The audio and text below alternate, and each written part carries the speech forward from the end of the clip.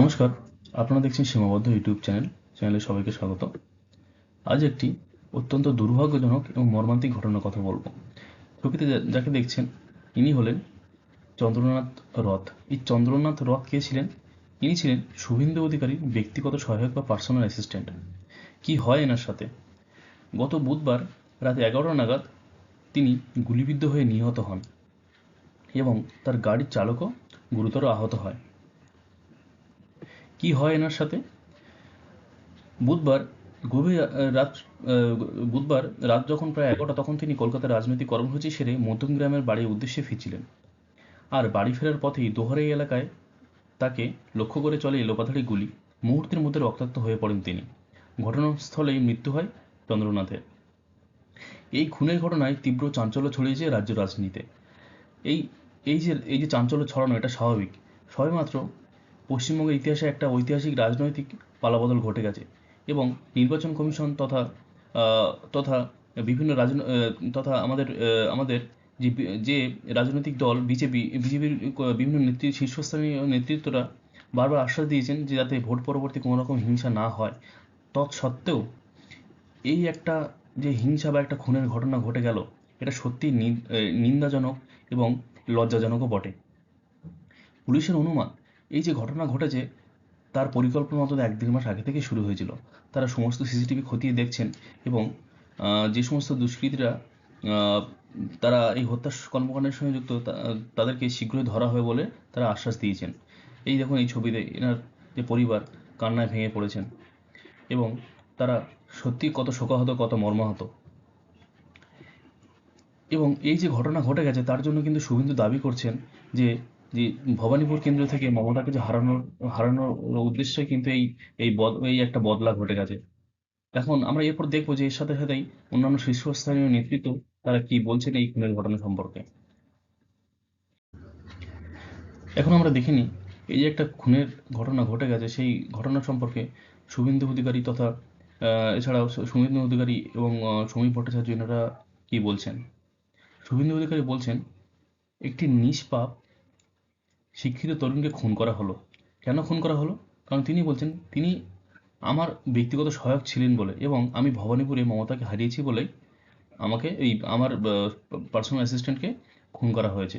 একই সঙ্গে তিনি বলেন, চন্দ্রনাথের অপরাধের কোনো ইতিহাস নেই, সরাসরি রাজনীতির সঙ্গে যুক্তও ছিল না, আমার সহায়ক হওয়ার জন্য ওকে খুন করা হয়েছে। এই চন্দ্রনাথের মৃত্যুকে তিনি ব্যক্তিগত ক্ষতি বলে আক্ষেপ করেছেন। এছাড়াও তিনি বলেছেন, এই হত্যাকাণ্ডে জড়িত ব্যক্তিদের দ্রুত গ্রেপ্তার করে আইনি উপায়ে ফাঁসিতে ঝোলানোর আর্জি জানিয়েছেন। শুভেন্দু বলেন, ঠান্ডা মাথায় রেকি করে খুন করা হলো। তদন্তকারীদের কাছে আমার প্রার্থনা, এর সঙ্গে জড়িত প্রত্যেকটা লোককে খুঁজে বার করে আইনি পথে ফাঁসিতে ঝোলানো হোক। বুধবার রাত্রে হাসপাতাল থেকে তিনি জানিয়েছেন মৃতের পরিবারের ও আহতদের চিকিৎসার জন্য দায়িত্ব নেবে দল। এখন দেখা যায় সমীর ভট্টাচার্য এই মৃত্যু সম্পর্কে কি বলেছেন।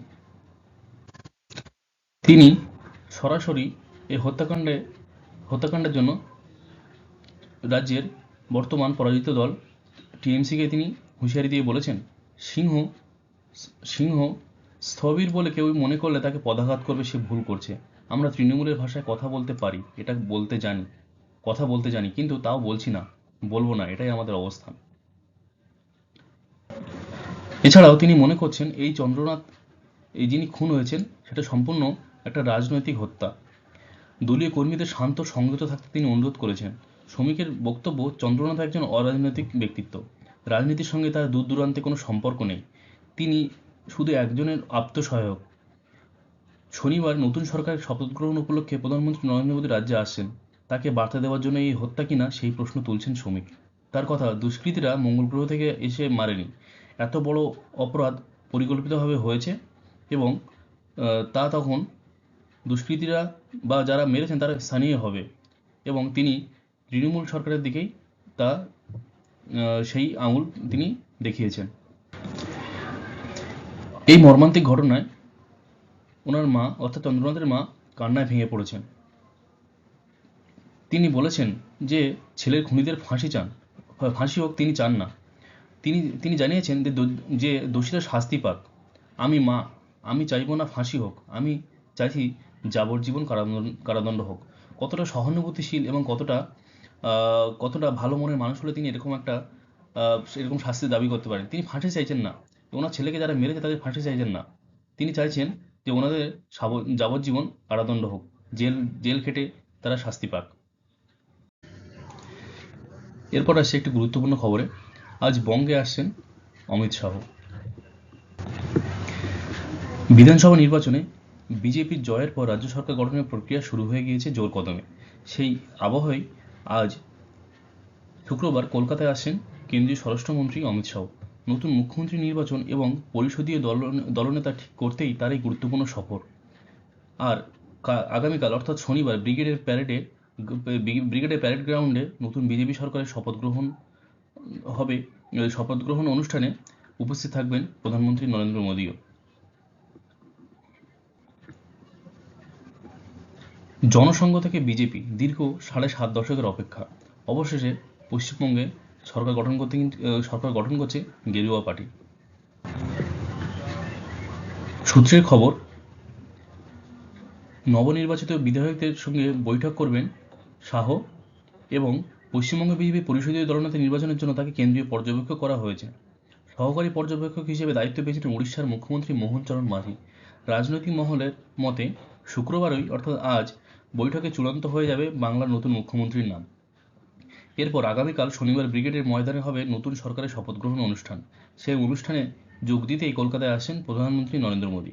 নির্বাচনী প্রচারের সময় কিন্তু তিনি বলেছিলেন বা প্রতিশ্রুতি দিয়েছিলেন বাংলায় বিজেপি সরকার করলে শপথ অনুষ্ঠানে উপস্থিত থাকবেন।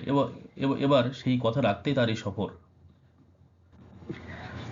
এবং আজ আজ আজ বিকাল আজ বিকাল আজ আজ বিকালবেলা নিউ টাউনের বিশ্ববাংলা কনভেনশন সেন্টারে কিন্তু যে বৈঠক বসবে সেই বৈঠকে পরিষদীয় দলনেতা নির্বাচিত হবে এবং পরিষদীয় দলনেতা নির্বাচিত হওয়ার পরেই তা কিন্তু আগামীকাল সেই দলের শপথ গ্রহণ অনুষ্ঠান কিন্তু আগামীকাল হবে।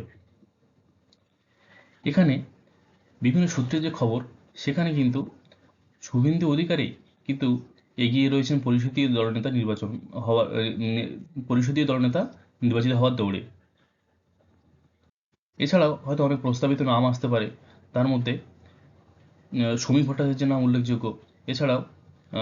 এছাড়াও অন্যান্য দলনেতা যেমন শুভেন্দু অধিকারী ছাড়াও যে রয়েছেন দিলীপ ঘোষ বা সুকান্ত মজুমদারের কথাও কিন্তু উঠতে পারে।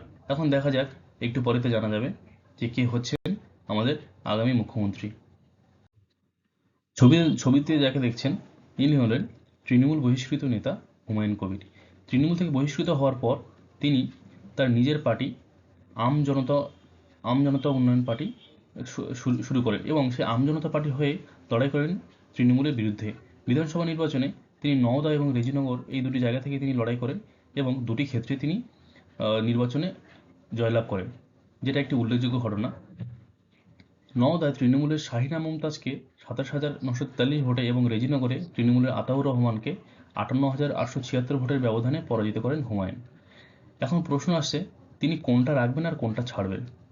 তিনি জানিয়েছেন তার পুত্র আজাদ রেজিনগর আসন থেকে বিধায়ক হবেন, অর্থাৎ উপনির্বাচন হবে সেখানে আবার, এবং উপনির্বাচনে তার পুত্র আজাদ সেখান থেকে লড়বেন এবং তিনি নিজে নওদার সিটটি নিজের কাছে রাখবেন। অর্থাৎ এতদিন যে জল্পনা কল্পনা চলছিল তিনি কোনটা ছাড়বেন আর কোনটা রাখবেন, তার অবসান তিনি ঘটিয়ে দিয়েছেন। অর্থাৎ ফাইনালি নওদার সিটটা তিনি রাখছেন এবং রেজিনগরের সিটটি তার পুত্র আজাদ কিন্তু ধরে রাখবেন। নমস্কার, এই ছিল আজকের পর্বটা। ভিডিওটা আপনাদের কেমন লাগলো জানাবেন। যদি ভালো লাগে থাকে তাহলে লাইক, শেয়ার অ্যান্ড সাবস্ক্রাইব করবেন।